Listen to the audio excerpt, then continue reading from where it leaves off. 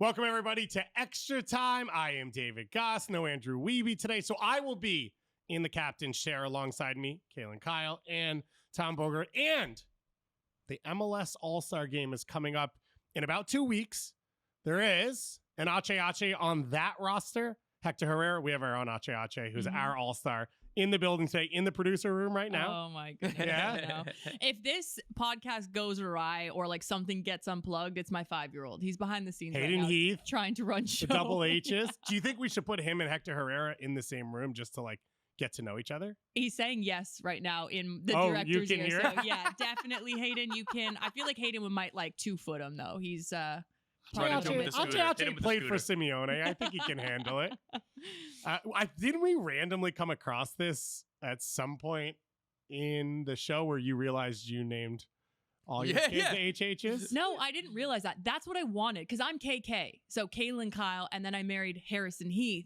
So I just figured it's not a Kardashian thing. Okay, I do like watching Keeping Up with the Kardashians, but I like how it sounds like Hayden Heath, Hendrix Heath. Like it just sounds good. I thought she said on the show that like she was mad at her parents for doing the Yes, you KK did. thing, No. and then you did it to both of your did. kids. No, did. I was mad at my mom because she named me the most wild name. And whenever I ask her, I'm like, why did you name me Kaylyn? And how did you get the spelling? Like, I honestly think that they were in Vegas drinking one weekend and were like, yeah, this is a cool name. Let's let it ride on red. They're Like, you know what I probably- mean? Like, I don't know where it worked came for you. from. It's worked for you. They Yeah. were probably at the Leagues Cup final and had nothing else to do in between.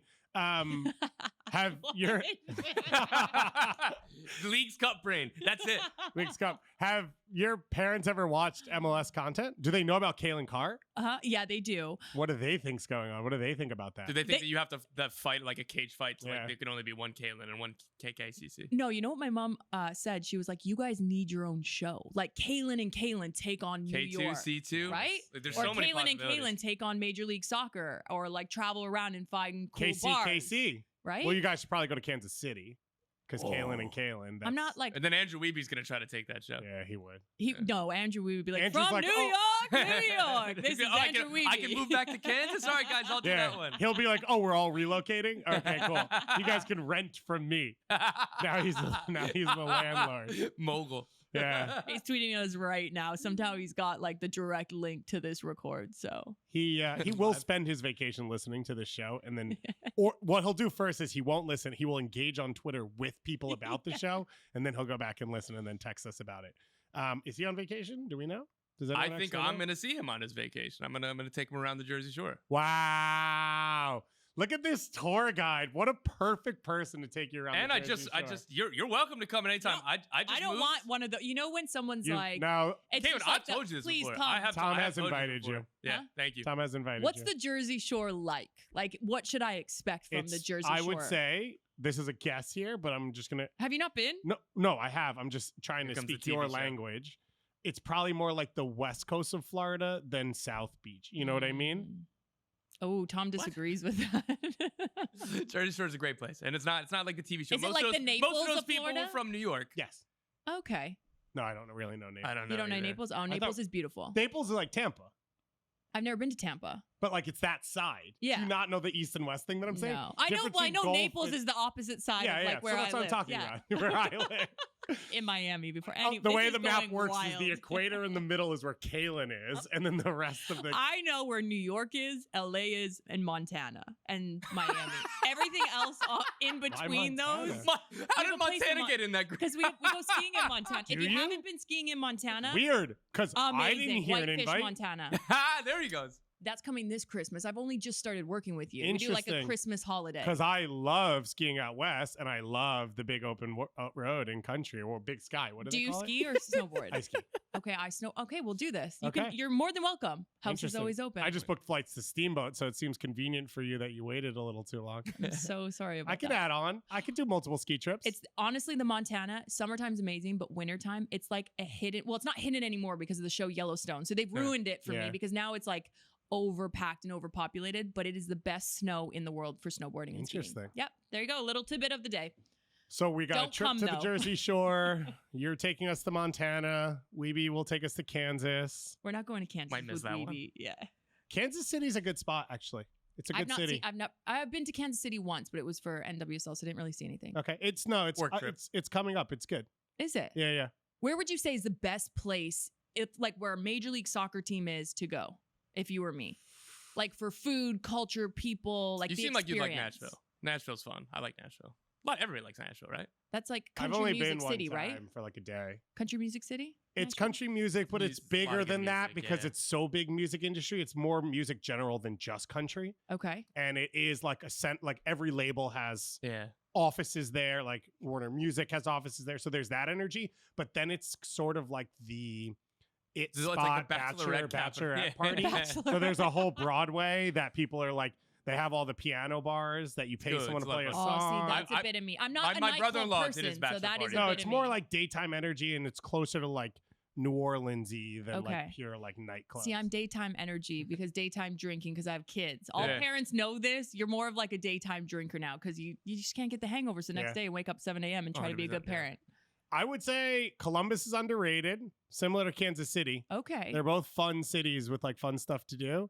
That's in Ohio, correct? yes. Columbus, yeah. See? Montreal is learning. obviously a good Lessons. one, but you already know Montreal. This is such a weeby open. Montreal's all right. I think Montreal, it's good. Don't, Like, you when just the- saying all right today. This is Yeah, like the I love mayor. Montreal. Montreal, it's beautiful. The food is incredible, So but good. like I can only be there 3 days. Sorry, my Montreal Canadians. I love you, but like I But but love not it. that much. But that's the same with Not that Boston. much. It's like Boston's great for a weekend, and when people go for a weekend, they're like, "I could live here," and I'm like, "Try living here." No, I and lived there then- and I didn't like it. Oh yeah, I played for the Boston Breakers. you were It a wasn't- breaker. Yeah, I was a breaker. I worked for the Breakers for a week, and then Yeah. they went under. Hey, so I started when asked- they went under. This is why we're great friends. I asked it for a trade because I knew where it was going when I played there. Sorry, Boston. No one warned me that. I was an intern, That's and then so they were great. like, I called, and they were like, "You don't have to come in," and I said, "Why?" They said, "The team collapsed." Right.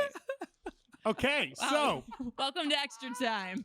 back onto the topic. One of the places you could go is Pasadena, California, home of the Rose Bowl, one of the legendary buildings in American sports, in the world of sports, as I thought Jake Zivin presented very well throughout the match. And it is now home to the largest standalone Major League Soccer crowd in history, Wow. as the LA Galaxy beat LAFC on Tuesday night, July 4th, whenever it was, in front of that crowd. For me, watching from home, it was everything you wanted it to be. The atmosphere, you like people that were at the game were texting me like, "How does it feel?" And it felt big, Yeah. right? Like it felt, and I said every time they showed people in the crowd, they had gear. Like it wasn't just random people who were like, "This sounds like a cool event." Like that felt like a big El Trafico and a big event, and I think it lived up to everything we wanted. Yeah.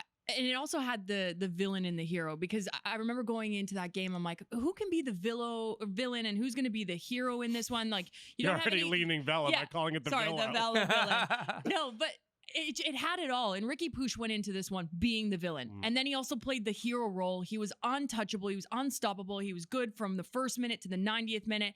I hated him going into that game and I loved him coming out to that game. And that's what you want in these though. You know what I mean? Like I loved him at Barcelona. And then when he came to Galaxy, I'm like, where's this Barcelona kid that I fell in love with? That I was like, why is Barcelona letting you go? Like he is such a fabulous player. But I love that you alluded to the fans because I feel like sometimes when there is big events on big days like July 4th, it's like, let's just bring the kids there to Yeah. get like Yeah. a night out. It wasn't that. Like the supporter section of LA Galaxy, that was the old LA Galaxy fans that we've all been dying to see before this season when Who they were have been obviously dying to come back. dying to come back because of Chris Klein, and they're back. And then they won. There was like the fireworks, not fireworks, what are the flares in the supporter section of the Galaxy? Like it just felt like a European football night.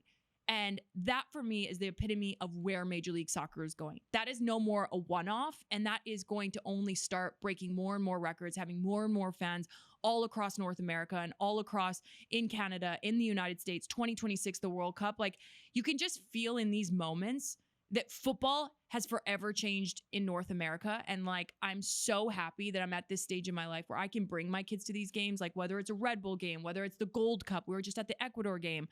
And El Salvador. El Salvador. And it was just the crowd was it's just electric. Like it's changed. Like Yeah. it's amazing. I love the way you worded that, which is like it wasn't this is a one-off interest tourism event. Mhm. It was a crowd and it was fans. And there was chants that came up for the Galaxy from all across the stadium Yeah. at moments throughout the game. And it felt loud and was loud. And the LAFC section then. Like I I have a family friend who went to a Galaxy game with his son last year, and it was El Trafico. It was the first game they'd ever been to, and he messaged me and was like, "What's the deal with this group?" Because American sports don't have like, here's the away section. All of the Red Sox fans are going to sit there, and then the Yankee fans everywhere else.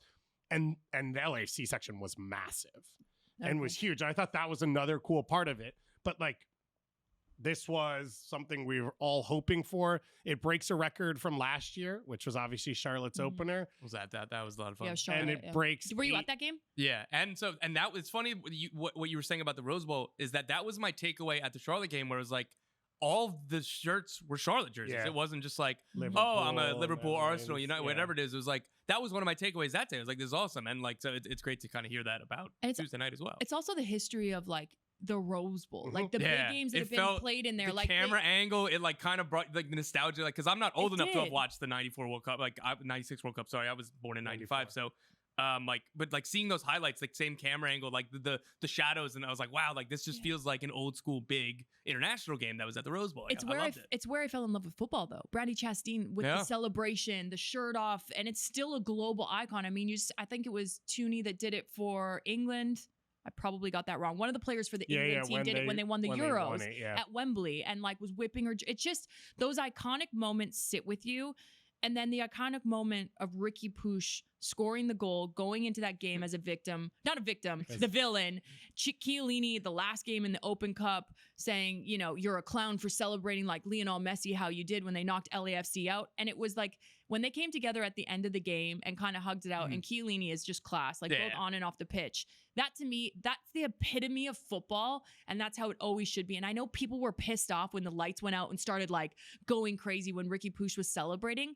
But it's going to be an iconic moment 10 years from now, and people won't be thinking, oh, we didn't get a great picture of Riqui Puig celebrating. Like, it was just iconic. Like, everything about that game was amazing. It's going to go down in history, and like the fans, I'm devastated I was in studio for it and not in California. So really quickly, I think my favorite part about that goal celebration is, so before the game, Taylor Twellman asked him about, are you going to do this? If you score, are you going to do that same celebration? And Riqui laughed and was like, well, I think if I get another yellow card, I'm going to be suspended. So probably not. So, but he did the celebration by running backwards and like trying to pull his shirt back like this. Like, I wonder if he would have done the same. That's problem solving. That's very smart. But that is a guy who reads the game, the IQ, and he problem solves. By the way, I hate that rule.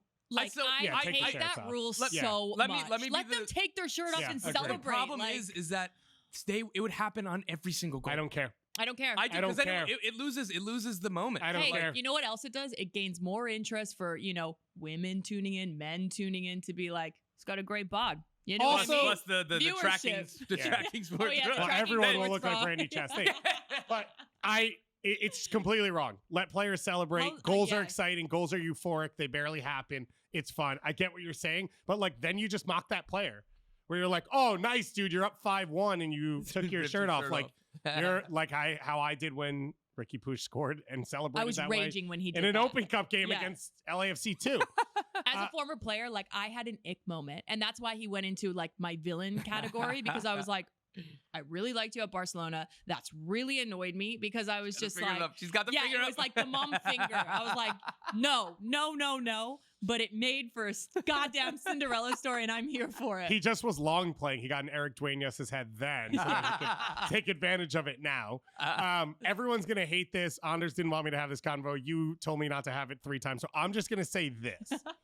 This, as I said, record crowd. It breaks last year's crowd of Charlotte's opener versus the LA Galaxy, which broke Atlanta United's record crowd against the LA Galaxy.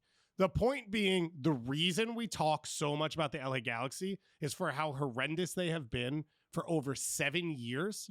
The brand is still really strong. And I think you saw it in this game. Like, the lights going out, that's what they do for their home games. They still, as an organization, have an understanding of how to present their brand. And they were the first, I think, in MLS to do it where they took themselves seriously and everyone else took them seriously because of it. And it's why it's so frustrating that they've been bad, because when they turn it on, I mean, if they were semi-coherent as a team this year, like, this could have been a top 5 matchup, and they sold out the Rose Bowl, and every press person got a rose, and, you know, the lights are going off and on, and like all this stuff happens. and yet they can't put together a coherent team. Or maybe they can. They are 6 unbeaten in Major League Soccer. Riqui Puig, a goal and 4 assists since June 21st. Is this sustainable for him, or is this, because what we saw from last year is he showed up in the playoffs, he shows up in El Trafico. Is he a big game player, or can he consistently do this? Yeah. So is this sustainable for the team? I don't think so, because there's so many defensive question marks, like Kelvin Leerdam playing center back right now, and if it's not him, like it's because Jalen, a 19-year-old center back, is gone. So defensively, I don't think so. I think that this is still going to be a roller coaster team. You can't rely on them. But for Pooch, yeah, like he hasn't hit the heights consistently this year that he did last year, but he's still one of the best players in the league. Like a lot of his underlying numbers of like chances created, progressive passes, all this is like up there. He didn't have assists before this because nobody was finishing. Like it's one of those things where like that, and that's why this team is so alluring. They still have Riqui Puig, and in this league, a transcendent number 10, a player who pulls the strings that can carry you. Like you can't really count that kind of team out. And like that's why they're so alluring and so like wow, like if they could just be okay defensively, so solid, and just keep the ball better and finish a little bit better, like with this player, their ceiling is so much higher. But I don't trust them to do that. It's also interesting. His football reference is like a Key and Peele skit. He literally defensive actions 1 percentile, 2 percentile, passing 97, 95, 98. It's crazy. But I think the difference for me with this LA Galaxy side, where I'm like, I feel like there's been a turning point, and it wasn't this LA game. You have Douglas Costa that has finally shown up. I think he's got 4 assists in the last 4 or last 5 games. He's been outstanding with this team. Basically, since Chicharito went down. This is my thing. He's been good. And I'm not taking anything from Chicharito because I mean, Galaxy messaged me, what jersey do you want? I said, Chicharito, please. He's been a legend. He's always going to be a legend. But I feel like this team, you have someone like him that's always led this team to, you know, the leader on the team, the vocal leader, the goal scoring leader. And it kind of was like everyone else was just trying to mold into that and now I feel like it's given players a responsibility. We don't have Chicharito. Yeah. You know, we don't have a Joveljic that's scoring week in and week out. Preston Judd got the last 2 starts and has been fantastic. And it's allowed Riqui Puig to have the confidence. You're not agreeing with me. I'll get to that in a minute. Riqui Puig has, you know, got the chance to take this team and be like, this is my team. This is what he wanted at the beginning of the season. I want to be league MVP. I want to be Golden Boot. I want to be top assist. And I want to, you know, lift the MLS Cup. Will that happen? Probably not. But if you continue to play like you did in the LA derby, you can take this LA. Can they make the playoffs? I don't even know. I'm not talking out my back. MLS, of course. No, but like they're 6 points out of the playoffs. It's not unreasonable in any way. And that's 6 points out of like, they don't need one team to fall off. They are currently 13th. 9th is the playoff spot. KC's 5 points ahead of them. KC's played 2 more games. Minnesota's 5 points ahead of them. Portland's 3 points ahead of them. Like No, and Austin's on 26. Houston's on 27. Like they're in touching range of all of this if they play. If they win 3 games in a row. This came at the best time possible it could have ever come for the Galaxy to get this win in front of 80,000 people. My only concern with Riqui Puig is he seems to only step up in big games. And that is because he is a Barcelona, like he is an academy player through them. He's played at Camp Nou. He's only ever played in front of 80,000 people. So when you're going to maybe, you know, lesser teams, like how do you get the best out of Riqui Puig? And I hope this continues his form here in Major League Soccer. So it's like they host Philly this weekend, and then they go to Vancouver. But that stadium better be packed. And then they go into like Galaxy. If you're listening to this right now, what they've just done at the Rose Bowl, that stadium, I know with everything going on with the Chris Klein and why you weren't there, pack that stadium for these players. That's what they deserve at this moment to push them over the line, because those fans, for me, push them over that line. The narrative around it pushed them over the line this weekend.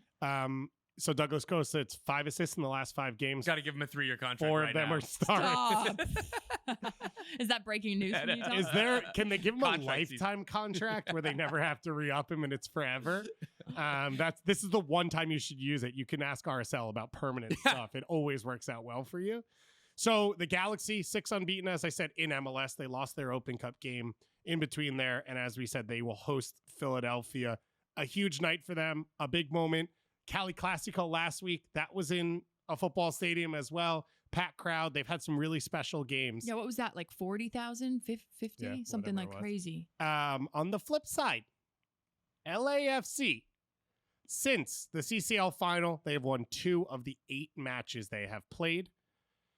They've lost to the Galaxy twice now, once in that Open Cup game in which Riqui Puig, whatever, but also they pretty much shipped that game so they could try and win CCL, and now this one here. They also, since that game, have traded Mahala Opoku to CF Montreal for $1.75 million in allocation guaranteed. So not triggers. That is exactly what's being sent with, as reported right now, no sell-on fee. So that's exactly what they're going to get for him, and that's all. Let me the second highest trade within MLS and MLS history, behind only Paul Arriola for $2 million. I put that in my notes because I stole it from an article on The Athletic by Tom Bogert. It is the second highest trade. Paul Arriola was $2 million allocation, and then you had Kellen Acosta right underneath that, about $1.5 million in his trade to LAFC. Yeah, and then the other deals that you put in, they were packages where it was Mark Anthony K, and then Ralph Priso, but then there's other stuff moving in those trades, and Bryce Duke as well. Yeah, which wasn't it was Lassiter, so it wasn't just Bryce Duke. Yeah. But here's the list of people since Still MLS Cup that have left: Chicho Arango, now Opoku, Latif Blessing, Gareth Bale, Christian Teo, Franco Escobar.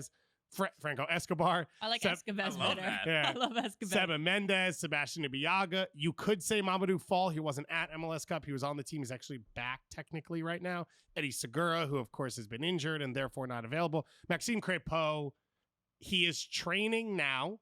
He was at the games training.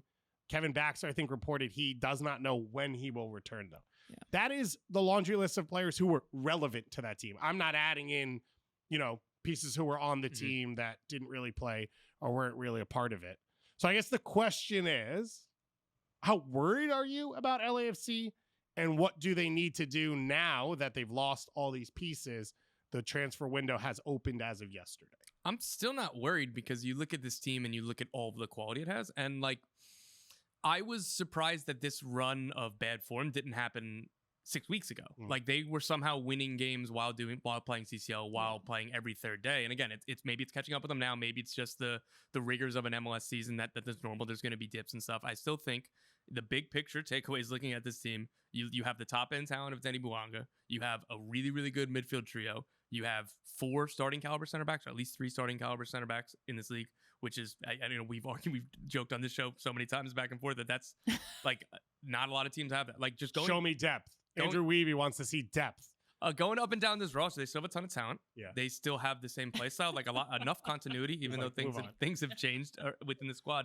So big picture, I'm not worried about them. Okay. And I didn't put them for a Shield team this year, because CCL and everything else, they've already won the Shield. This didn't seem like a team that was going to push for Shield. So if you're worried about a Shield chase, then then you should be worried. But for me, I think this team's still fine. And what I do is they have an open DP spot. Sign a young DP center forward, because then you can use all 3 U22 initiative slots. And I think that's really important for a team like LAFC that, one, is using discretionary funds on transfer fees. Denny Blanco is $5 million. Brian Rodriguez, I think, was $8 million, something like that. They are spending money. So the way you maximize that is getting U22 initiatives. And the other side of that, they are a team that has preached youth development and identification, all of that. So you should have all 3 U22 slots. This is Jose Cifuentes, Chiqui Palacios, all these players, Francisco Ginella. I know he hadn't worked out, but when you have those 3 bullets or those 3 shots, they're not all going to hit, but you're going to get 2 out of 3 maybe. And so this team should be maximizing that every single season. Mm-hmm. So this summer, it would be a young DP center forward, and then try to keep Jose Cifuentes. I don't see a world in which Rangers offers something that would make sense for you to let him go early. You're not going to get by keep, you mean keep him for the season, but knowing you're not going to keep him long term. Yeah, his future's in Europe. And again, I'm assuming it's going to be Rangers, but we'll see. Are you shocked that he didn't start in the derby? Yeah, I'm shocked whenever he doesn't start. I'm shocked whenever he doesn't start. I was literally shocked. Yeah. Okay, but this is what they've done this year. It just doesn't make any sense. But that's a big game. Anyways, I'm in complete agreement with you. You look at LAFC, considering they've lost 3 in a row. They haven't been great on the trot for probably the last 7 matches. Yeah. They're still 3 points out of first place against St. Louis, with a game in hand on Seattle that's currently sitting in second spot. And they've played more games in MLS before the 4th of July in history. If you're having bad form, have it right now. go into the Leagues Cup, maybe Which they'll get a break because they don't play in the group stage because they're reigning MLS exactly. So champions. they have a break, then gain some momentum, and then the end of the season, like they do have so many talented players. Like Denny Bouanga is still one of the top goal scorers in Major League Soccer and has only 1 goal in the last 6 matches. He's going to hit again. Yeah. You know what I mean? You don't just start that hot and then cool off like that much for the remainder of the season. Like you go through hot and cold periods as a striker. And I think if you look at this LAFC side and you look at Denny Bouanga, it's not that he's not had chances. He just hasn't been able to finish them. He had 2 great opportunities. That volley, oh my God. It should have been into the back of the net. And then the one that he just put over the bar, like 2 great opportunities in that game against LA Galaxy. So I'm not worried about LAFC. I think they'll make a massive push for it in the second part of the season after the Leagues Cup. And they've showed, like this time last year, we thought that the team was really, really great. And then they went into the summer and made a whole lot of big changes. So like they're always flipped the whole roster. Yeah. So like I'm assuming that there's going to be a lot of changes. And again, like with the trade of Opoku, that's 1.75 in allocation money. That's effectively more cap space to buy down transfer fees to do whatever. Like I'm very much assuming that there's going to be a handful of like key changes. And they obviously think with that, Opoku change, they already have someone that's their target that they know that they can bring in through this transfer window that they're either working on behind the scenes, just going over the fine line, because you're not trading him unless you have someone that you think is better than him or that can replace him like for like. So I'm not concerned about this trade to Montreal because LAFC, you've seen in the past, it's not a stupid organization. They have a great scouting department. They have a great organization where they want, top players, top young players, top talent in order to push it over the line. And they believe in that scouting again, like whether we agree or disagree. I think that we were all in agreement that, you just sign Arango to a new contract, don't transfer him. But like Arango, like this Opoku deal, both of those players said, okay, I'm ready for a new contract. And LAFC said, we don't have it in the budget. We can't. And so that's how the Arango move happened. And that's how this move happened. Like, so they're sticking to their guns of, okay, that like we don't want to go over what we had because, okay, we'll try to we'll sign somebody else. But like they're sticking to we can go sign another player. Like so that like they're like to your point of them having ideas, targets in mind, like this is all plays into that. Yeah. It'll be interesting over the next month because it felt like last year what they did was they got like more veteran and more experience, not MLS. They did an MLS experience in the offseason. Yep. And then the midseason, it was sort of more like TAM players. Obviously, Teo ended up being a DP or Bale did, whichever one. Don't ask Ernst about it. But it feels like that's where the 1.75 million could come in. It's like, can you get a couple TAM level players? Because you look at this team outside of Ilie, it's either domestic guys or really young foreign players and then Bouanga. So it feels like maybe that's that in-between space of like, can we get some veterans, some solidity? I think they're thin in midfield. And with the Cifuentes thing, I do wonder if you just make a call, which is like, if you're not playing him because he's not part of your future, then maybe you don't put him in, like, don't keep him there. Let him go early, do him a solid, but also like you move on. Maxime Crépeau will obviously. Like you saw Brenner and Cincy. Yeah. Maxime Crépeau will obviously be a huge addition whenever he does come back. Canada needs him, by the way. Please get healthy. We will get to that coming up. LAFC, they go to San Jose this weekend. They still play St. Louis and Minnesota before Leagues Cup break for them. So it is some big games coming up for them. Mahala Opoku started this weekend. He is not going to be on the roster because he will be on Montreal. Let's take a look at the other side of this trade for them. They just paid the second highest transfer fee ever in MLS history. They've obviously made a couple other big trades. Let's put this in context, and then I'm going to ask you guys pretty much the question, which is, was this a good trade? He's 21 years old, so there's sell-on value. Turns 22 this week. Not. Oh, happy birthday! Next week, whatever. So it's close. Is it your birthday, girl? 'Cause you looking Just like stop. a present. Felt really good in my head. So they acquire him. He is now 22, but when you look at the other big allocation trades, there probably wasn't a future sell coming up, like what the expectation could be here. Montreal obviously has allocation left over. They sold Ismail Kone, Georgi Mihailovic, and Alistair Johnston all in the last offseason. Ismail Kone being a homegrown, so they get the full allocation money that you can get off that. And they're 9th right now in the Eastern Conference. They have at least one game in hand on 3 of the 4 teams ahead of them. This weekend, they host Atlanta United, 7:30 p.m. Eastern time. That game, of course, is on MLS Season Pass. You can also go to MLS Season Pass to watch the previews that we put together for every single one of these games coming up. So let me ask you, is this a good trade? Yeah, I absolutely love this for Montreal. And I will say that they tried very hard to get him in January. They tried very hard to get him in April. And LAFC were standing firm that they didn't want to get him. They didn't want to lose him, whatever. And then now the price is at a point where I guess that they decided, okay, let's do it. So this is it worth the price though? Yeah, that's for me. Yeah, like it's a very high price. I feel like, and it's all contextual. It's because they have all of that allocation money that came in from those 3 transfers. So like in a vacuum, it's steep. But I think for Montreal, like if they're not spending money on big transfer fees, say like LAFC is, like this is a really smart move for them. I think that this makes a lot of sense for Montreal, and the fact that he fits their play style very well. Like he's a indefatigable, all action, like pressing forward winger. Like he can play in those like half spaces in their 3-4-2-1 or 1-2, like however it kind of shakes down.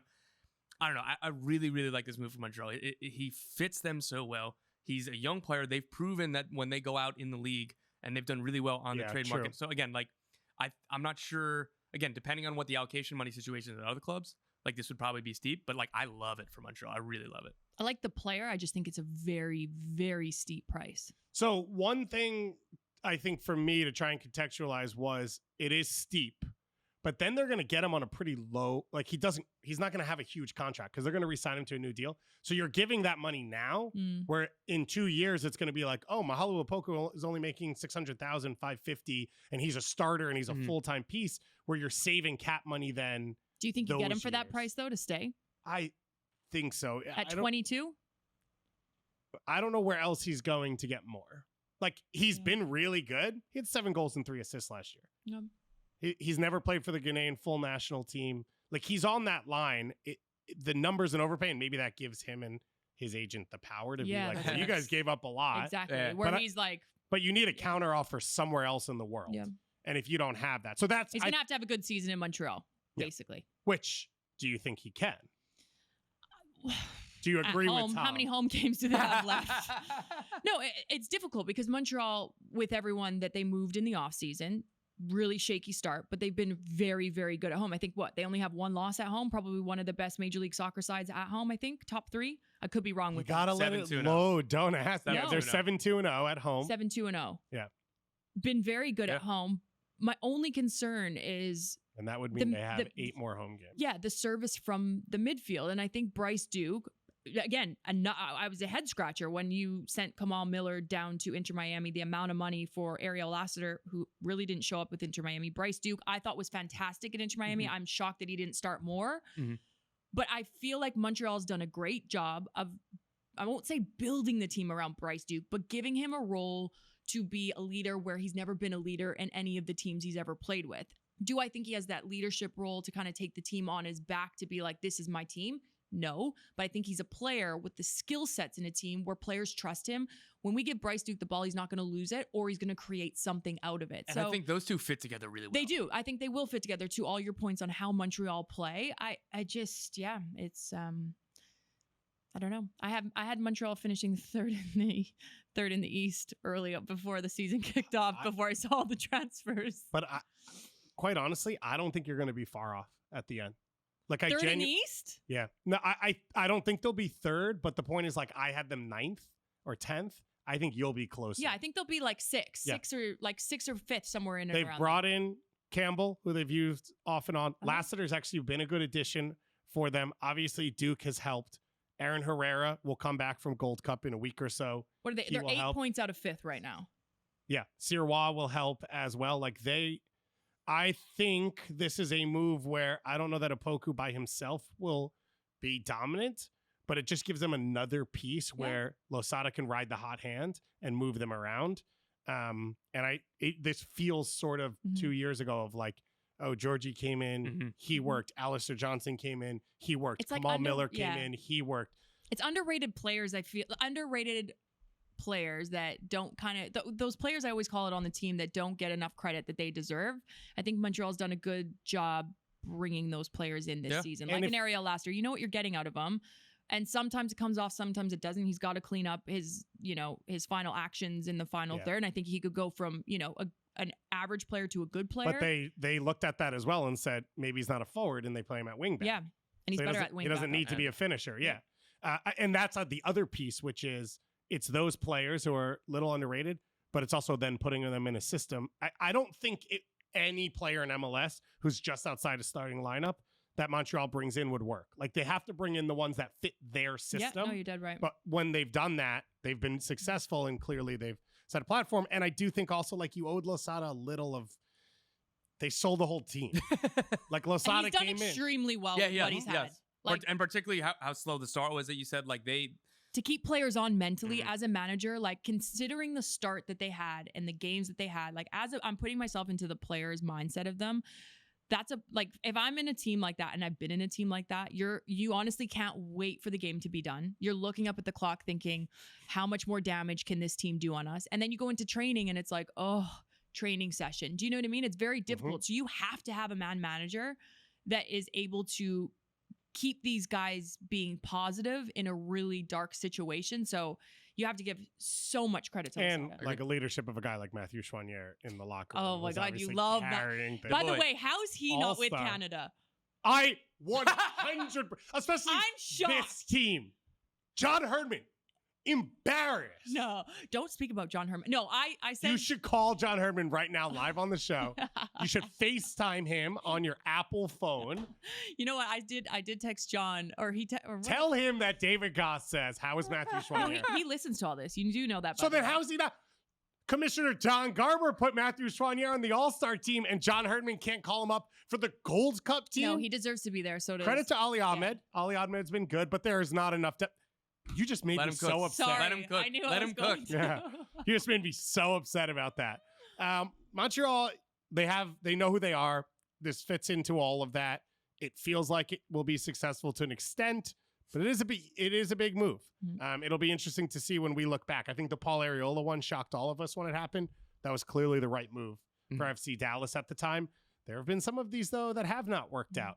And there have been some, I think, where then you get cornered into that contract like we talked about. By the because you way, gave up Montreal the- fans are going to love this podcast. Yeah, they should. They should always love this. No, I'm just saying. Like, Oh, we someone at the Gold Cup game on Friday. I went down to the concourse to get myself a Heineken, of course. And we should have Heinekens on this podcast, by the should. way. And the guy came by. He goes, David Goss. And then he was wearing a Canada jersey. And he said, I thought of you when I bought this. And then he said, Montreal, best city in the world. And I was like, amazing. Get a percentage. He's definitely a Canadian living in America because that was like, it's a very nice thing to do. Yeah, it was very nice. You're hard to forget, though. Yeah. I've said this since day one. You're really, really witty. Oh. And you're very good at what you do. We should do this for the rest of the I was show. going to say, Goss is probably like, no, Yes. continue. Tom, do you have nice things you want to say about me? I love you, Because Goss. there's I love you, space. Goss. Thank you. I appreciate that. Let's dig into a lot of the other Andrew's news. rolling in his grave right now. He's like, get me back. Great. on Did you the just steal podcast." Weeby? Yeah. Did you just kill me? So the transfer window is officially opened on July 5th, as well as some other news coming through. So this show is going to be pretty news heavy. As I said, if you want match preview specific stuff, go to MLS Season Pass on Apple TV, and there is a 3.5-minute match preview of every single game coming up. Yep. Let's start coaching side. Jim Curtin, Oh, music to my ears. are reporting? Because Philly hasn't said it yet Correct. officially. So Tom is reporting, I probably should have written it down that way. Tom is reporting that Jim Curtin has signed a contract extension through 2026. Did I get all that right? Correct. Kaylyn. Oh, yes. I you're was not allowed just checking to see if Tom broke it on Twitter. Go on. Jim Curtin. Early Saturday.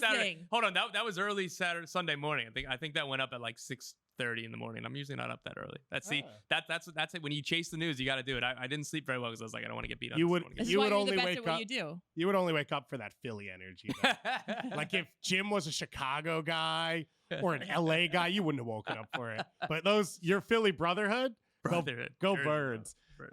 What do you make of It what did took long you enough. say at 6:31 a.m. on Sunday when you saw this news? I wasn't awake because I didn't get home Yeah, till 3 in I the was gonna say, morning you from gotta- MLS 360. But don't you have an alert that every time Tom tweets it goes off and wakes you up? Yes, I do. No, it took long enough. And I gave Sasha Kleshing credit on MLS 360. you don't have to no, I say have nice to. I things do. for no I do. I reason. do. Because I'm always really hard on Sasha. I love Sasha.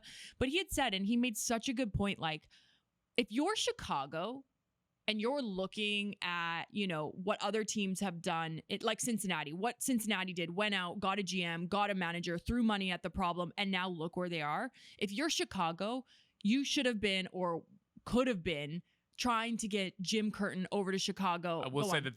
that was known. He was Was a it? top target for them, and that wasn't a secret. So was a secret to me. You just broke it to me. I love this. This Sorry, is probably but- where Sasha got it. He's like making me. I'm like, Sasha, you're the best at what you do. I And literally this was told broke you. You 7 didn't weeks have to ago. say anything nice. You could have just said stuff and not credited Just it. kidding, Sasha. You're terrible at your job. But it's just, this is exactly what Philly, he's turned Philly around. Jim Curtin, for me, is one of the best coaches in Major League Soccer because tactically he plays a beautiful brand of football.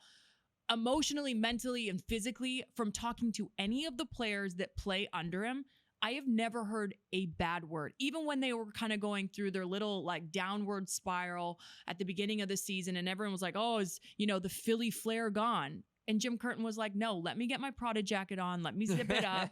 We're Gucci over here. You know what I mean? And this is just what he does. He makes you re-fall in love with the game, even when you aren't playing your best soccer. And this is why they're so successful. This is why they're successful year after year after year. They have a fantastic academy. They have good young players. He gives young players a shot, mixes it in with senior players so you get that 90-minute match performance. And not a lot of coaches do that because they want to win week in and week out. And he knows, look, we've done a good enough job at the youth academy. They are ready to step in and step right into a first team performance. So I'm so happy Philly did this.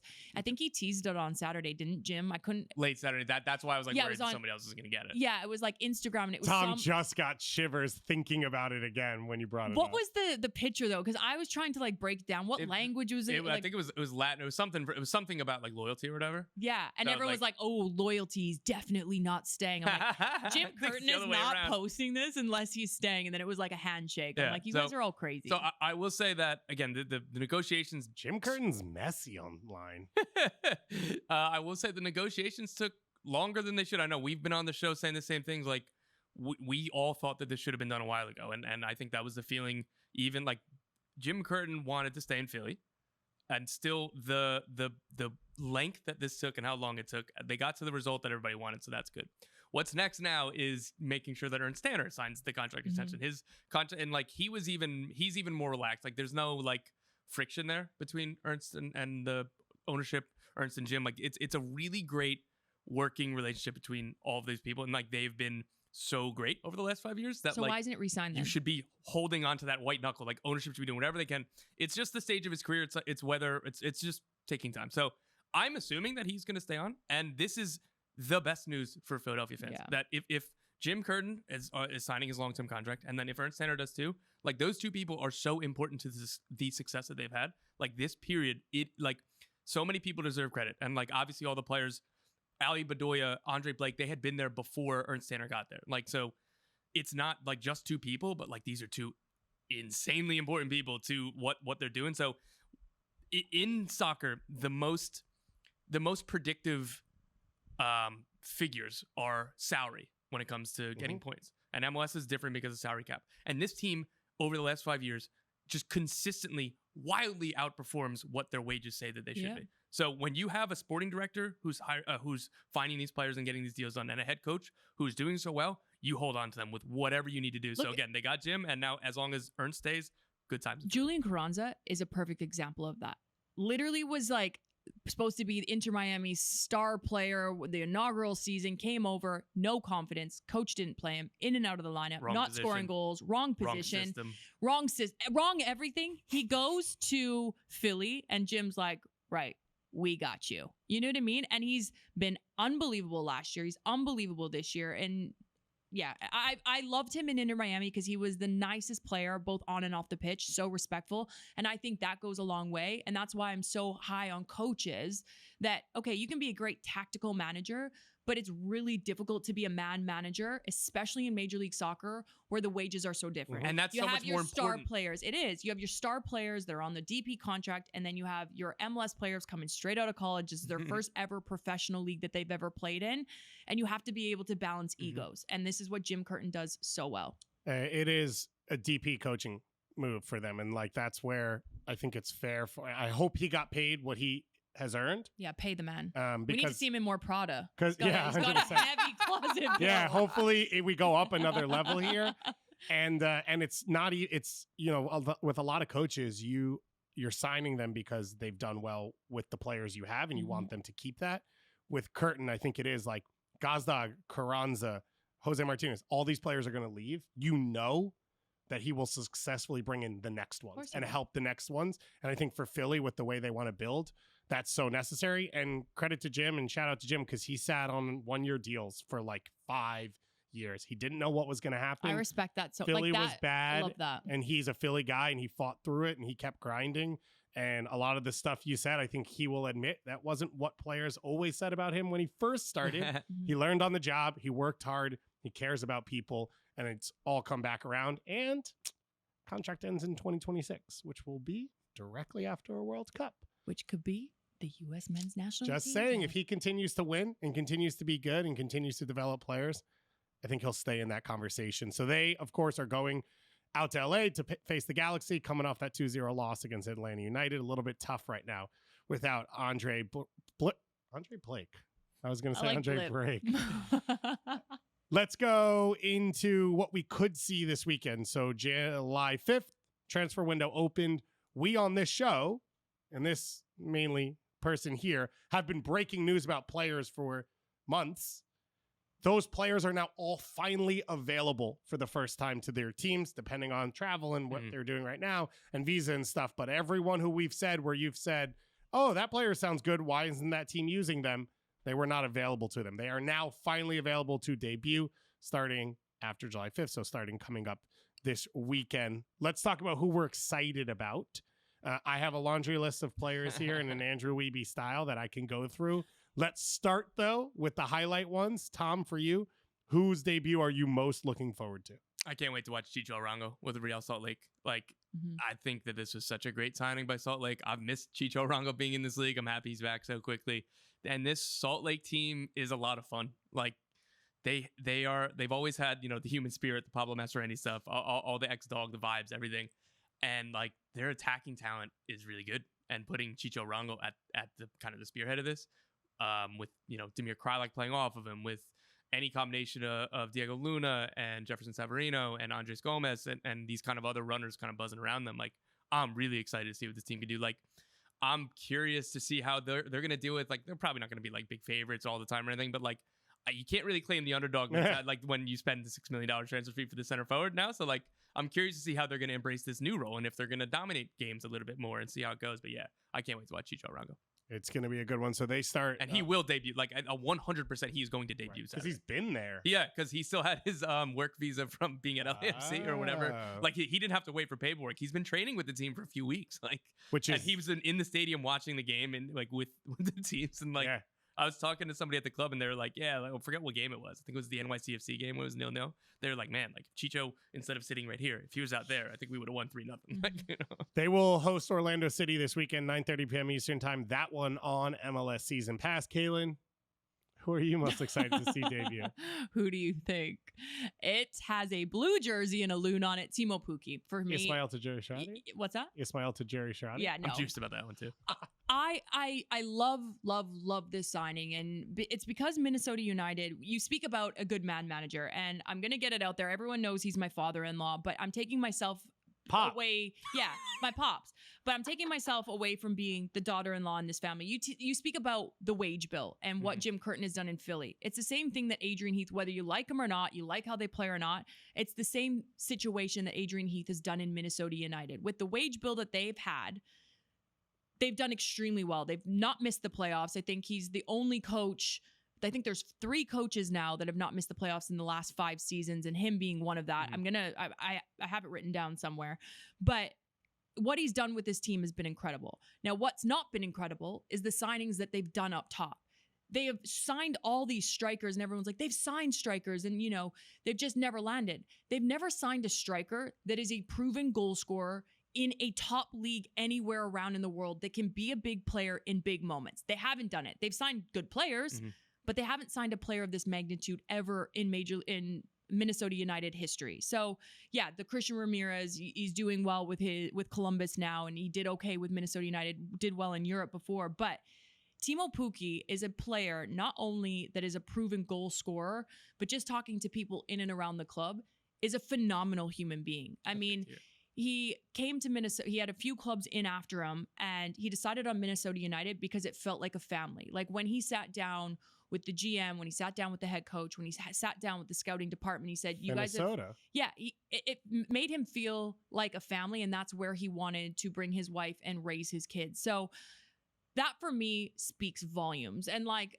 even like a little story here, I don't even know if I'm allowed to say it, I'm probably going to get in trouble, but an inside like to what Teemu Pukki and his wife are like they were trying to get them a direct flight to come over and do all the medical, and they couldn't get a first class ticket. And that's normally what you do with your big players. You know, you treat them how you want to be treated, right?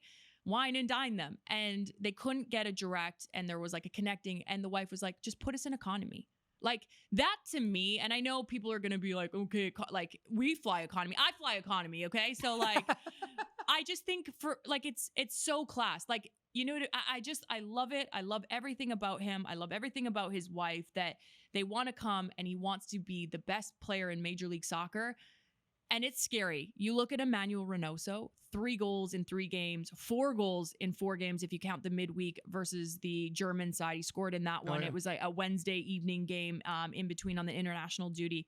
The kid has come back from a very long offseason, I will say that. Adrian, he's delighted he's back. But he, for me right now, is one of the best players in Major League Soccer since coming back consistently. I know he's only been back for 4 or 5 games, but that connection, Emmanuel Reynoso to Teemu Pukki, is going to be scary. And when Robin Lod is back from injury, that dynamicness from those 3 is going to be unbelievable.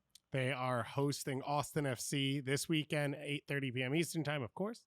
An MLS season pass. Normally a pretty good team to try and score goals against. So could be a good introduction for Pukki, whether it's from the start or off the bench. And they have been top 3 in expected goals over the course of this season. So without Pukki there, they create the chances. Yeah, they do. They should be there for him to sort of be able to have watch tape, to play in training, to watch the game from the bench if he doesn't start, and say, if I put myself in spots where I put myself normally, he should get his opportunity. So it'll be pretty fun to watch. He'll be on the bench this weekend, by the way. So. Oh, there you go. A little breaking news. Did Hayden tell you that? Hayden told me that. He did get his visa, be on the bench this week. Hayden got his visa?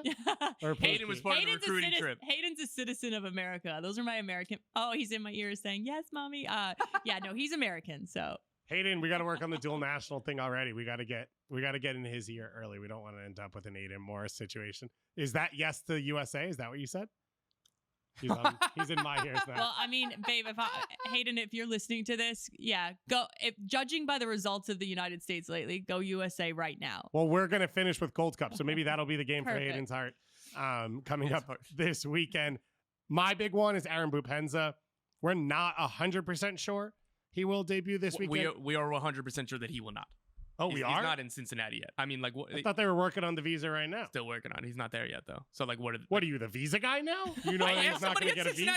You work at all the embassies now? If he travels on Friday after not training with the team, Anthony Blinken? What do you think? He's not going to, you think he's going to play Saturday? All right. Well, you ruined my thing, so. You can still talk about the Aaron Bupenza signing. He'll be here eventually. You didn't want to mention this in our pre-production meeting? We were only in there for 2.5 hours. Oh, that's why you were leaned against the wall on your phone call looking like a real estate agent when we came into the studio to confirm that. Either way, for Bupenza, if the U.S. keeps winning, like there's space there with Vasquez not, but they're the best team in MLS without Brenner and without Bupenza. There's like no pressure, but huge opportunity. And it's just going to be fun to watch FC Cincinnati with more pieces around Lucho going forward. In honor of Andrew Wiebe, who is rolling in his grave. So in memorial, we're just going to name a list of players. What do you call that when it's like in the olden days where it was like... Scroll? Yeah, it's like a big scroll every time he has a list. Hear ye, these are thy who come to town this weekend to open thy careers in the names of the Kings. Miguel Araujo is going to be available. Ismail Tajiri-Shadi, we already mentioned. We're going to dig into a few of these coming up, but Scott Arfield, Ousmane Doumbia, who is a DP for this season with Chicago Fire. Weird signing. Yevon Chaburko, who is going to be a center back for Columbus, who had Milos Degenek make his first start since his injury in April. Big time. This weekend. So not only do they have one center back now, they might have 2. Wilfred Dante will probably play both of them up top and still win. Someone wrote Messi on this list. Andrew did. I don't know if that's The one, no, I think Anders wrote this From one. the Brave. Nelson Palacio, who was brought in, who is the center mid at Center RSL. mid, yeah, or so. He is a young signing from Colombia. And then, because we like to do stuff like this, Felipe Gutierrez Actually, but is back in Kansas City. He got signed for Colorado last year. Of course, he was a DP, great player for SKC in his prime, has dealt with injuries, is not really the same player anymore. No. But Peter Vermees loves nothing more than going back to the well. Uri Rosell might still come back in for the rest of this season one more time. Let's talk about a couple other big trades or transfers going on in MLS. Andrew Gutman traded from Atlanta United to Colorado for 400,000 up front and 150,000 in add-ons. that. So 550 in total Good if it math. all hits. Yeah, thanks. I did it on the fly too. What do we think of this trade? Does anyone feel strongly? I Good love for it. Colorado, Love it for but Colorado, yeah. Atlanta, I'm like, yeah. they're already struggling. Like I look at Atlanta, and when you don't have someone like a Miles Robinson, whether it's injury or when he's away with the U.S. men's national team, or potentially someone in Europe wants to buy him, he's been linked a lot. Like, I don't know. I feel like Atlanta, that to me tells me that Atlanta are trying to rebuild something there. Is kind of one that we discussed this. It feels like they either have someone in target, they have someone through the U system that's going to come in and replace them, and they think, yep, this is a good let off that we can do now for this kind of money at this point in time. But yeah, it's a great trade for Colorado. Yeah, Colorado have a lot of issues and a lot of things that they want to improve. This is a good start because again, I think Andrew Gutman is just a very good MLS player, a very solid player at left back, and I don't know why It's hard to find left backs as well. Keep that player and like I don't know, like so Caleb, like you said with Caleb Wiley, like so his long-term position is left back, so he will get to do that, and that solves the problem there. But like, how much longer is Caleb Wiley going to be here? Like his future is absolutely in Europe, so like. I feel like they're going to need a left back in a year again, right? Like, so I don't know. Like, and they were able to make it work with Wiley and Gutman on the field. Dominic so. Chong-Kui, U16 MLS Next Cup champion. I was like, Look at this guy. At left back. And Io Akintobi. Yeah, so I just looked at Tom Fair like, don't come to me. I don't know who that is. You guys haven't been watching all the U16 I watch Atlanta all your games? stuff. Thank When you. you- I when you appreciate put it that. on. I'm your number one fan. I wouldn't call Andrew Gutman solid. I think he's elite going forward. I think he struggles defensively. And I think for Colorado, that's fine. He's minor fullback. All right. Okay, Gary Neville, relax with the modern game. But I think for Colorado, they need help in the attack. They have good center backs that can cover for him. If they play five in the back, they can cover for him. Yeah. Clearly, they are admitting that the replacements for Estevez that they tried with this offseason didn't work. No. But I think that, again, what we've seen, what Colorado's been able to make in the transfers, especially internally, this is like a fine amount of money for a starter for them. So I agree with you. I like this move for Colorado a lot. Colorado has been connected to a center forward from Palmeiras. Rafael Navarro's the name, 23-year-old, has not ever been a full-time starter except for 1 year with Botafogo when they were in the second division.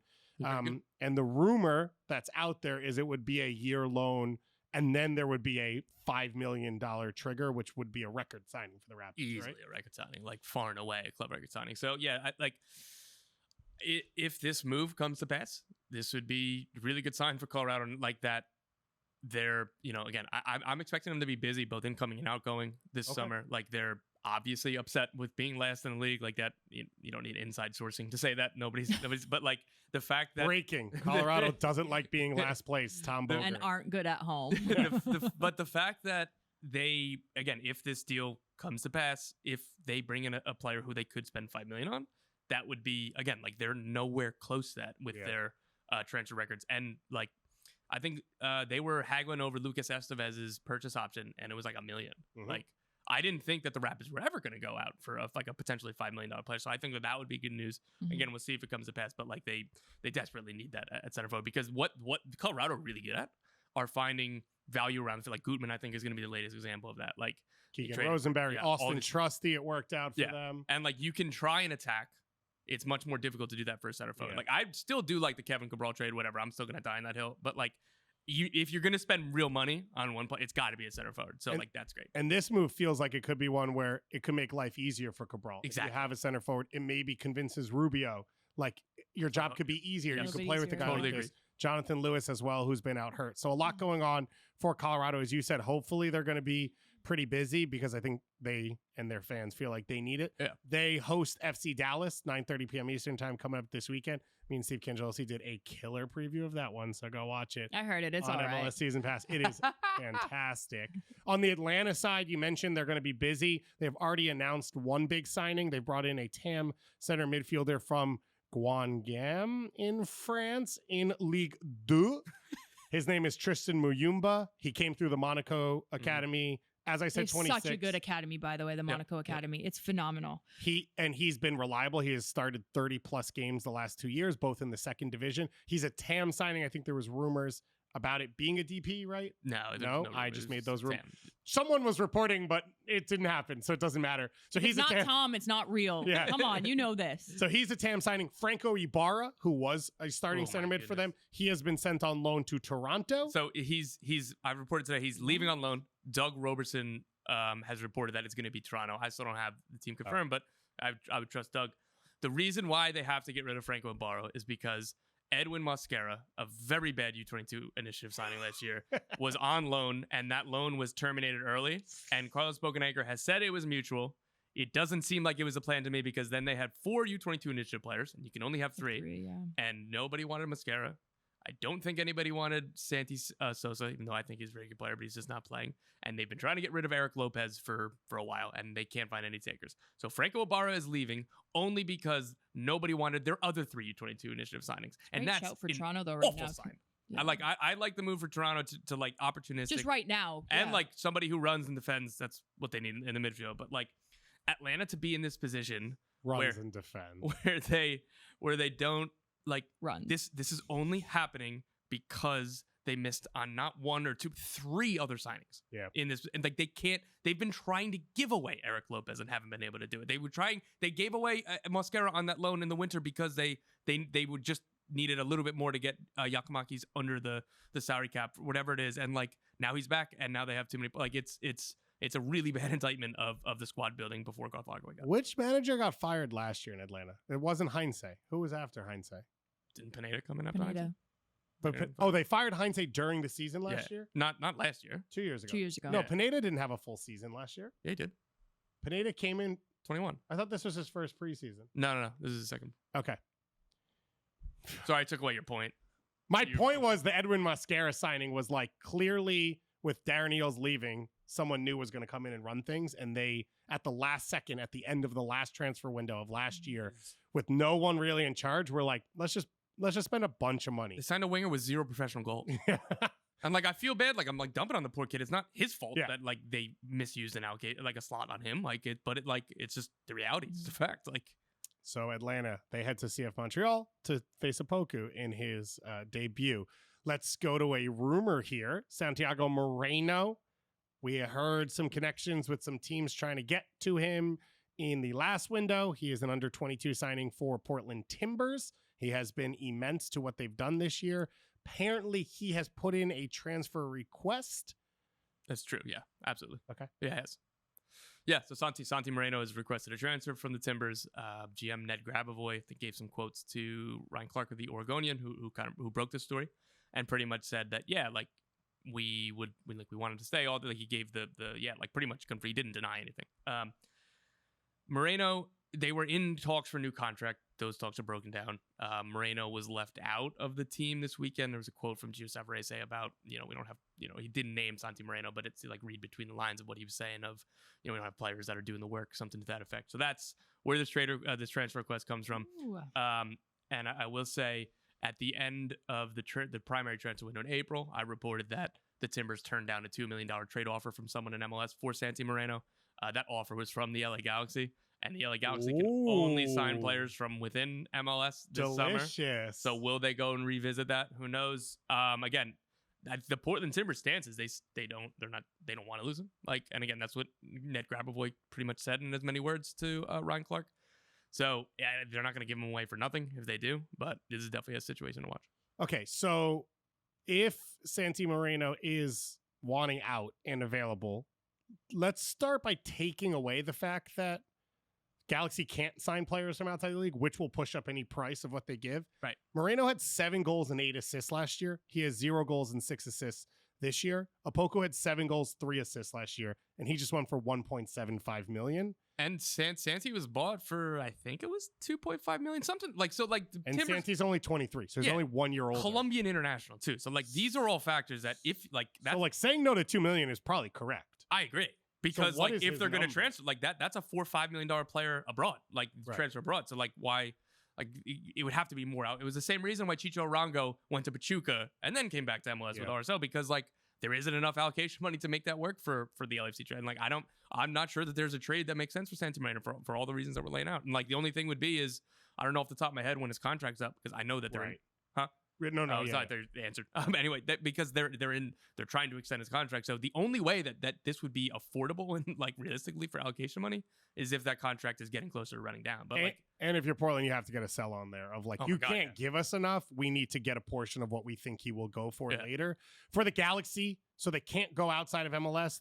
I think Taylor Twellman mentioned it on the broadcast. Yep. I think Franco Panizo and Michelle Kaufman both put it out there. I love Michelle. I got to give Michelle some love. Sorry. Love you, Michelle. Sorry, you are so good at what you do. She's a legend down in Miami. Yeah, she's just lovely. Anyways. They all have put together some reporting that Rodolfo Pizarro could end up with the LA Galaxy. Mm-hmm. So it seems like the mechanism would be he will be bought out by the could be a trade or could, so like how Joseph ended up in Miami, where it's like it was buyout / trade, whatever, like kind of how that worked out, where like maybe it's not a full buyout, but like how does that work? Because Rodolfo Pizarro came out in the post game press conference and was like someone asked him a question and he was like, I mean, I still have my contract here. You can't terminate it. It's a buyout, correct? Yeah, but does he still get his? He gets the money, and then it's Miami would be on the hook for a lot of money. Yes. Yeah, he gets but Miami are on the hook for whatever the new team doesn't. So like if the Galaxy say signed him through waivers, like you can. If the Galaxy give him $300,000 and Rodolfo Pizarro, then the other $17.8 million would be coming from. It is a crazy number, right? I guess it's not your salary. Million. That was transfer. Yeah, the transfer fee was like 12 or 13 million. But so then everyone bids, and like if Nashville comes in higher, Nashville gets him automatically, or he has to agree. Nashville get like the waiver process, like so the player doesn't get to agree where they want to go. And so, but to be like, I've spoken with people in Miami that like they don't like they were able to work, like they tried to work with Mateus Pellegrini before they had to buy him out. He ends up in New York, so like they're cognizant of this. They don't like. I think that it would make a whole lot of sense if he ends up at the LA Galaxy. It just depends on figuring out finances, and that's why with the Joseph the buyout / trade thing, like that's how that happened, because they all work together. So like maybe the Galaxy, I don't know exactly how much cap room they would have for something like this, but if they could take on a little bit more than say what a little bidding process would be in waivers, then like they could route them there that way. But we'll see. My only concern is like it makes sense for LA Galaxy, like it would be good business, but for Rodolfo Pizarro, he hasn't done himself a favor. Like, went to Miami, really struggled. You know, there was the whole thing with him and Gonzalo Higuain. They hated playing with each other, stuff behind the scenes. So then he went out on loan back to Mexico, didn't do well in Mexico. And then coming back here, I'm like, yes, he's going to be this new player under Phil Neville. I spoke to Phil Neville. I'm like, what's Pizarro look like in training? He's like, he's been our best trainer. He's been unbelievable. Come to game. There's just something like I can't put my finger on it, because he's got a great touch. He's great on the ball. There's no end product. It's just, there's no end product. He takes maybe that extra touch, or that, that final pass is missed with him. Like, as a player with that big of a price tag, I always thought, oh, maybe it's the price tag. Maybe it's the manager. But I don't think he had, maybe it's the wrong team, but I just don't think he has what it takes in his position. And yes, he was playing out of position in Inter Miami, but maybe he does play the 8 if he does go to LA. Yeah, LA Galaxy. He's got it. I mean, I don't know if you remembered, but Riqui Puig is in the first percentile. 99 is the best one. And he doesn't defend. Right. So you have two players that don't defend for LA Galaxy. So what are you going to play 5 and 5? Like, do you know what I mean? Like, like a lacrosse game. Yeah. No, I'm serious though. Like, and it's not a diss to him, but that's not part of his game. He's not good defensively. He's not good of his like visual awareness of, okay, I need to drop back into the slot so I don't have to run defensively. That's just not his game. I don't know. I don't think it's the right fit for Pizarro at Galaxy. Yeah. It feels like at best it's Galaxy can't really do much else. No, for sure. Like doesn't time out, but I completely agree with you it wouldn't change the reality for the LA Galaxy. Like the issues that exist there would exist if Pizarro's on the team. So I agree with you. Santi Moreno, I think, would be different. That would be a difference maker. I just don't think that there's enough how do you, I mean, you need to give up 3 first-round picks and a big contract. Sorry, that's Damian Lillard. But still, Portland. No one else liked that as much as I did. Thank you. I appreciate that. I didn't get it, so pick sorry. swaps. Yeah, that's fair. Can you throw in the 29 Phoenix Suns pick? See, I don't know. This basketball you're talking about, right? Yes, I don't know basketball. Tom Bogert is reporting that Jordi Alba to Miami is advancing. Yep. Is that the word that someone told you had to use? Not quite done yet, but Inter Miami are getting a little more confidence. Go. Okay. You nailed the phrasing there. Thank you. It's getting close. We believe Busquets is getting close as well. Yes, is that a term I can use? Miami have already teased the signing the same way they did Messi. So just operate that it's done.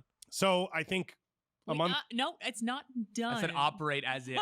Operate as if. We can't get in trouble with legally, I understand. Soccer, I understand. right? About a month ago, a rumor came out. It was originally reported by Jorge Mas that Leo Messi might be going to Inter Miami as well. I think have sort of been in the space where we're now living in a different world where everyone else is paying attention for the first time, where everyone's like, oh, it'll be Messi and friends. A lot of it didn't seem possible, but if Jordi Alba and Busquets come... That is technically friends. It's a plural. That is friends. It's probably not everything everyone thought, though, right? I think people are expecting Di Maria, Suarez. I think... Look... Inter Miami has been linked to everyone, and it's no shock. Yeah, forever. But David Beckham, he came out and said, my goal and my word was to bring the best players to South Florida and to Major League Soccer, and he's kept his promise. If these signings come off, I mean, we know that they're going to. But that opens up the door, and we had this debate. The Eden Hazards, they've been linked. The Luis Suarez, they've been linked. He's still in contract, trying to get out of that one. So it's a little bit funny on how they're if allegedly, lawyer terms here, allegedly going to get him. But I'm putting myself in a player's mindset. If I'm Eden Hazard and I'm looking at my last 4 seasons on the career that I've had, retired from the national team, won everything that you can win in Europe, had a good national team run. You know what I mean? He doesn't need the money. Does he go to Saudi and, get whatever, a couple million? Or does he come enjoy Major League Soccer where he's going to actually enjoy football again? And that's the biggest thing. Like, a lot of people are like, they're footballers. All they do is they play for money. Well, yeah, money is a huge aspect of it. But at the end of the day, when you're a player like Eden Hazard and seeing the interviews, I covered La Liga for years, you want to end your career on the best note ever. So you're not... I got the best advice ever from my dad, who played professional ice hockey. That was so American. Nice. Played professional hockey. He always said, when you start falling not out of... hockey, ice hockey. When you start falling out of love with the game, step away from it before you've reached that point. Because then you just always remember the negative. You never remember the positive. And for Eden Hazard, as a player... You want to end your career enjoying it because he hasn't enjoyed football. He hasn't had a manager that's played him. Carlo Ancelotti has basically said, you're not my kind of player. And give credit where credit's due. He's done very well without him. I, as a player, am coming to Major League Soccer. I'm coming to Inter Miami. I'm coming where, you know what, I'm after post-training, I'm going to put my feet up on South Beach. I'm going to have a margarita on the weekend after a match on a Sunday. Going to tune in to our pre-match shows and our pre-match highlights throughout the week, MLS wrap-up, and I am going to live the life. I'm trying to get a contract extension from Apple TV if you're listening. But only because you love it. Yeah, I love it, though. Like, I've always said... It doesn't feel like work when you love it. And I always said that as a player, and I never ever felt like soccer was my job. I've never felt like working in TV is my job. People dream to play professional sports, but they don't realize the mental toll it also takes on these athletes. It doesn't matter how much money they make. And I know everyone's like, money's not the end all be all. Trust me, everyone loves money. Everyone loves to be able to spend money. But at the end of the day, you want to enjoy your family. You want to enjoy everything that you've created, this beautiful life you've created, and the beautiful memories that you've created with your friends. Mm-hmm. And most of your friends come from playing the sport. Right. It's your old teammates. So we always joke it's Messi and co, but they could create something truly special here. I'm taking a pay cut and I'm ending, or I don't want to say ending because I don't feel like MLS is a retirement league anymore. It's changed that narrative. I'm coming here and enjoying the last 2-3 years of my career. Yeah, and if you're I'm winning Hazard, an MLS Cup. Like, I think Eden Hazard, it's no brainer. I think Luis Suarez, he'd be phenomenal in Major League Soccer. Like, if they can get him out of his contract, like, and Inter Miami can somehow not jig, because that's the wrong word. That's like, I'm throwing whatever accusations out there. I'm taking a pay cut and I'm playing for like $300,000-$400,000 and I am just enjoying it and like going for the ride. This is, I think, the reason that this conversation excites so many people. One is the names, and obviously sort of like the fun nature of it, like you said, which is like, it would be cool to see these people that so many people have so many emotions about do something for fun together. There is no proof ever I know you that guys anyone all think has I'm ever crazy. done this. This is kind of the one thing I come back to, which is like, people say this and we kind of have these conversations all the time, but then like Rivaldo goes and plays in Uzbekistan because that's where he could get a contract, and Robinho went to Istanbul Başakşehir because that's where he got money. Like, for the most part, people don't go and play for free, but also I think Messi is different. And that's like the question, which is this one project the most unique project that it will cause people to act I this think way? Messi has opened up the doors to have MLS be a unique project now. Lionel Messi turned down $1.8 billion to go to Saudi Arabia. $1.8 billion. Now, the man doesn't need the money. Like, his kids, their kids, they're their kids. Like, the great, no one ever has to work in that family ever again with the amount of money and endorsements that man's made and the investments. So it was never going to be about money. And this is my point. He could have gone back to his childhood love with Barcelona, and he said, no, it just didn't feel right. He could have gone to 3 other teams in the English Premier League, and he was like, no, he chose MLS. He chose Inter Miami. And yeah, there's a lot of moving parts to that. His family, you know, he's been on the biggest scale. The man's just coming off a World Cup. Like, he's not ready for retirement. He was one of the best players. He carried Argentina on his back, other than the Saudi Arabia game in the first game of, you know, their group stage. I hope if when you meet Messi for the first time, you're like quickly being like, what happened in that Saudi Arabia game? Stop. No, I would never. He doesn't speak English, apparently. So thank God. I got to work on my Spanish. Yeah. But like, I think this is like officially forever changed the game here, both on and off the pitch in Major League Soccer. And we're going to start seeing more top European talent at a younger age. We're going to start seeing, you know, the Christian Pulisic's in a couple of years from now want to come back to the club where he grew up in, like you see European people do, go back to, you know, the South America and end up in Boca Juniors, or you know what I mean? River or like Plate. Go back to Belgium. We see, like you're talking about, a lot of these Belgian players have gone back to the Anderlechts, the Club Brugge, stuff like that, where they grew up. You see it in Croatia as well. So could happen. DC United will host Inter Miami this weekend. DC's been very good. They won without Benteke on the road at Dallas for the first time in 17 years. They obviously don't play that often. Plus, you had COVID in, but it's a really long time to not win a game in Dallas. We have Brandon Craig on loan in here. I don't know that we're going to get to it as deeply as we'd like to on this. It is very exciting for the ETR world. Love it, that this is happening. Interleague loan. He's a ball playing center back going to the top possession team who also needs center backs. Jim Curtin said we need to get him time. Josh Wolf has developed players. There's a lot of excitement inside the halls of Extra Time over this move. Rumors around Lorenzo Insigne to Saudi Arabia. Tom, does this feel real? Yeah, I mean, I've heard rumblings that he's, you know, I think we can see that he's not totally thrilled. Things aren't going great in Toronto. Yeah, I mean, I haven't heard of any like active talks between a Saudi club and Toronto itself, but in this day and age, like they could be talking with Insigne, or Insigne just changed agencies, which is usually a telltale sign of I want to leave. At his age, where it's like, oh, I'm going to play out my career in Toronto, you don't normally need a new agent, correct, to negotiate that for you. And this is an agency with a lot of European ties and a lot of offices in Europe. So just read between the lines there. So, Kaylyn, let me ask you this, and then we're going to move on to USA Canada because we need to fight for Hayden's heart on this one. But for TFC, like, this isn't a simple one. No. Insigne was supposed to be the project. It hasn't worked out, but he is still Lorenzo Insigne. If you got the offer from a Saudi Arabian club, which let's say it makes Toronto somewhat whole. Yeah. Of like, oh, we're not taking a $10 million loss on this. Like, this is our chance out if we want it. Would you take it? I think if there's no loss, of course you would take it, just because there's been so much bad blood there. You know what I mean? Like the Athletic, you guys dropped a massive piece, and like everything that came out of there, it was, it almost made, as a former player, you kind of cringe a little bit because like I've played on many teams and you didn't vape on the plane. No, when you were repeatedly told not to. I think I vaped for a month and then I realized how bad it was for me. I was like, vapes in the garbage.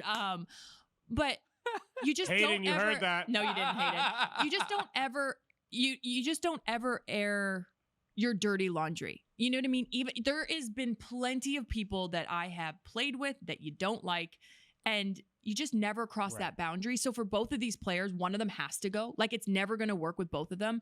For me, though, I'm getting rid of Bernadeschi before I'm getting rid of Lorenzo Insigne, because I think Lorenzo Insigne, we've seen it. When he was given the captain's armband after Bob Bradley was, or after... No, it was after the article. It was after Bob the article, and there. Bob gave him the captain's armband, and it was the best we've seen Lorenzo Insigne play. Bernadeschi has not showed up since, I don't think all season, but even since Bob Bradley. And then he pulls that crap last game, does the little wink, and he went on Twitter and said, a little kid was waving at me. You've just let your team down again in the worst possible time, considering injuries, players away on international the fact duty. That you're losing 2-0 in the match. And just like stuff within that article that I read, like, I don't know. I think he's more of a bigger problem than Lorenzo Insigne is. And unless you're not going in the minus with Lorenzo Insigne, I'm keeping him over Bernadeschi. But in Toronto, it's a bigger issue than players. Yeah. Mm-hmm. That's all I'm going to say. Insigne was signed before Bob Bradley was. And it would be interesting here, which is if you get out, and you can get out of both of them, you can reset the project. You can bring someone in with a fresh slate. If not, you are bringing someone into this situation, whether it's both of them or one of them, to sort of like rehab and rebuild. Mm-hmm. But coming into it, it's... At this point, you need someone to come in for a manager. It's nothing against Terry Dunfield. I know him personally. He's absolutely lovely. You need a manager to come in that's bigger than the club and bigger than both those players to be like, look, I actually don't give a crap what you're saying. You're on the bench for the next 2 weeks until you get your crap together. Do you know what I mean? Mm-hmm. And not to have upper management maybe making those decisions. We want to bring in this. And they're like, I'm not saying Pep, but I'm saying like someone with that magnitude where when he talks, people listen. And this is the vision and the plan that we want to go as Toronto, because the fans deserve it. The fans have been let down so many years in a row, and it's super disappointing to see, because when Toronto is fire, it is one of the best atmospheres in Major League Soccer, and they're so passionate about it because it's such a diverse province up in Canada where they genuinely understand football. They genuinely grow up in families where they grow up supporting a club in Italy or in Europe, and now they do it in Toronto. So they have to get this right. They have to get this coach signing right. Whether that takes till the end of the year, don't rush this. Yep. It is going to be interesting because they have wasted a lot of opportunity with that club. I think we've spoken pretty heavily on this show about now Bob Bradley's been let go, but before that, Chris Armas was let go. Before that, Greg Vanney left, and Bill Manning has still been there, and Tim Bezbatchenko has left. So who is making these decisions, and sort of who is empowered to make these decisions right now? And then also with the coach of who will come in next. Let's move into the national team. As you just mentioned, Ontario is a province. Provinces are like states, but in Canada. So Hayden, it's like not even a cool joke. I'm teaching Hayden because he's never heard that before. So like a state, you live in New Jersey, the great state of New Jersey. Yeah, Ontario is a province. Kid. It's very similar, but it's a little bit different. He says now, he goes, "How you doing?" to his friends. I love this kid. How you doing? USA versus Canada. It comes up on Sunday. Gold Cup quarterfinals, because Canada finished second in their group and the US ended up winning their group, so they get matched up. Okay? I'm just you went like they finished second. I think it's confusing for people that like the two Nations League finalists as well as Canada, I believed was the kings of CONCACAF because they won World Cup qualifying. That they said that. It's just weird that they would meet so early in the tournament. So I was just trying to explain to people. Okay, is that what that is? What ended up happening. Let's start with positives, and then we'll sort of break down this game. Who so far from the US or Canada has impressed you in this Gold Cup? Who would like to start? I'll be quick. Go ahead. Mine's not impressed. I'm just so happy he's there, and then he scored, because I thought he should have been on the squad for the U.S. men's national team at the World Cup in Qatar. Brandon Vasquez. Yes, he hasn't showed up in 2023 with Cincinnati, but what he did in 2022 with Cincinnati was unbelievable. And it's just a different type of ball player that the U.S. didn't have going into Qatar. So I get heat on it all the time. They're like, who's the blonde girl that doesn't know what she's talking about? Well, you know what? Just get on board with Brandon Vasquez, because there's top European teams that are getting on board with that as well. Like, he for me, I would love for him to have gained confidence in that camp, because you tend to do that at a national team when you do get a call up, whether it's, you know, a lot of your stars being left off, still going to represent your country. You leave with this feeling of pride of, okay, I do deserve to be one of the nation's best. So I hope he brings that attitude back to Cincinnati and starts scoring goals. Yeah, for me, it's Jesus Ferreira. It's the obvious one. He's The pirate, the king of the Caribbean. Pirate of the I Caribbean. would say that was a good bit. Yeah. I've enjoyed that, even though they use it derisively for him. But yeah, but you got to retake it like Landy Cakes. That's true. I feel like U.S. fans took Landy Cakes and turned it into like an endearment. That's a good point. And like, he's our guy and we ride with him. Is that Landon Donovan? Yeah, because the whole bit was like, he won't go play in Europe. He doesn't challenge himself. He's not elite. Like, it's blah, blah, by the blah. way, it's so negative, your supporters around the U.S. I go on Twitter after, and I'm like, it's a tough world to play for the U.S. men's national pre-Twitter team. too, so this was like big soccer and in the comments of like articles and stuff. That's tough. But Jesus Ferreira, again, you scored back-to-back hat tricks. Again, like somebody pointed out that like for again, all the derisions are like, oh well, he only did it against St. Kitts and Nevis and Trinidad and Tobago, and again, like, fair enough, but like, how many games did Landon Donovan, Clint Dempsey, Josie Altidore play against some of these Caribbean teams? And they didn't, like, again, like, look, he scored goals in these games. Like, it wouldn't be better if he didn't score. You know what I mean? So very happy for him. He's still a young forward. So Jesus Ferreira. So mine are Canadian, because I am the unofficial Canadian. I feel like you want to be Canadian. Someone has to be on this set. French and turns out we don't have one. No, I wouldn't be French Canadian. Ooh. I wish I could speak other languages, but I wouldn't be French Canadian. I thought you said you love Montreal. I do love Montreal. Well, you could learn French. Yeah, but I don't really know care? that I love Quebec. I think I just love Montreal. So you'd be Toronto. Yeah, probably. I don't know. We'll see. I mean, I I'm a knew New it. Yorker. No, so it feels like Toronto's that. similar, it's just That's what I'm smaller. saying. It feels like it. I'm not from New Jersey. I'm saying, jeez. I love Jersey. I love Jersey. I'm stuck here forever. So you just made me erase everything that I was looking at. I think for Canada, the high-end players didn't come to this tournament. Yeah. I do believe they've added some depth in that. It looks like Ali Ahmed can play at least the CONCACAF level. I think Moise Bombito has shown that he can play at the CONCACAF level. Like, I think they've added those players. Junior Hoylett, just another good tournament of like, he's just become a soldier for this program where he wasn't even involved. I think he's helped recruit a lot of guys, but like, he shows up when it's not the A team and he plays really hard and works really hard for them as well. So he's going to be huge if they're going to knock off the U.S. on Sunday at 7:30 p.m. Eastern time. Any key thing you're looking at that can or couldn't take Canada over the line? I'm you know me, I am the proudest Canadian through and through. I love my country, but it's been a rough tournament for them. And I think this just highlights how important those big players mean to Canada, because we don't have a deep Canadian rich soccer culture. It's coming.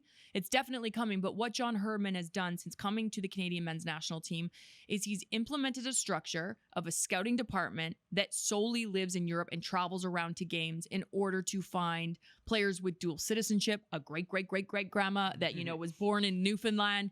You know what I mean? Like, because it's not a huge soccer country yet. It's getting there. It's the number one registered sport in Canada, but without the likes of Alphonso Davies, Kyle Larin, Jonathan David, like, those are huge, huge losses for this Canadian side. And what John Herdman has done in such a short amount of time to get them to qualify top of the table of CONCACAF. I hate that people use kings of CONCACAF because it makes me cringe. Like, yes, they were first.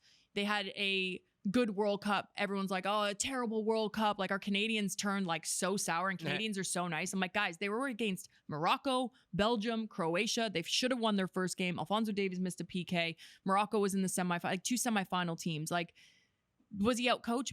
Probably, but all those other teams had better rosters and better depth in them. So this just highlights this, that if Canada want to do well in 2026, we need to have deeper, and, you know, these guys need to get these 90-minute playings against, for me, the best team in CONCACAF is the U.S. men's national team because of the depth that they've had, and they've showed that this tournament without some of their star quality. Yeah, I agree with you. It'll be interesting to see if this result was bad, which I don't think is a guarantee. But like this is a Canada team that they were supposed to have Eustachio at this tournament. They're supposed to have other pieces. They don't. They are probably not ready now. The U.S. team's not at full strength, but like if it got bad, I would be curious because it felt like the way they played in the Nations League final. They were played off the pitch. And that was one of the reactions where it was the first time where now everyone started to create that through line of like they weren't prepared for the Croatia game. They opened up maybe too much against Morocco. Now you fast forward half a year and you do it in the Nations League final. What happens here? So I think this is a big one for Herdman just to show that he can manage his pieces and get a little bit more than the sum of the parts in a result for the U.S. Anything that stands out to you, you want to see, you don't want to see? It's a tough quarterfinal matchup, obviously, and there's all these issues that are going on with Canada at this tournament. It's a joke, by the way. But like the United States cannot get eliminated in the quarterfinal of the Gold Cup, so it's a tough draw. I don't care. This just has to be a win. It has to be 3 points. There's a lot going on around Aiden Morris right now, so that's unfortunate. But Jackson Ewell has been added to the team to replace him. Ton of transfer stuff going on with Americans abroad as well. It feels like Pepe's close to signing with PSV. Pulisic, another bid coming from Milan. So you can just follow Tom on Threads or Twitter. Come to Threads. Come to the dark side. I still love Twitter. I just wish that it was still working. Not broken. And with that, Maria has told us that it is time for us to go. We're all going to go to the park and play on our scooters. We're not. I'm going home and I'm going to make myself a margarita. Okay. We've been at work since 9 a.m. We have. And it's almost Friday. It has been very fun. It's going to be a great weekend of MLS action. So you've got your full slate of games coming up on Saturday. All of that on MLS Season Pass. As we said, the U.S. game coming up on Sunday. We'll be back on Monday. The Women's World Cup's about to start. We've got the Gold Cup going on. It's Leagues Cups around the corner. It is a really good time to like soccer right now, and I'm appreciative to be here with you two and do this. Wow, Kaylyn, we were just being nice. Dream team. So thank you to all of you for listening. Tom just being awkward about it. Yeah, you did. Tom, let's just start naming random athletes. That'll make us more comfortable. Latrell Sprewell, John Starks, Chris Dudley, Carmelo Anthony. And with that, thank you for listening, and we'll talk to you again soon on Extra Time.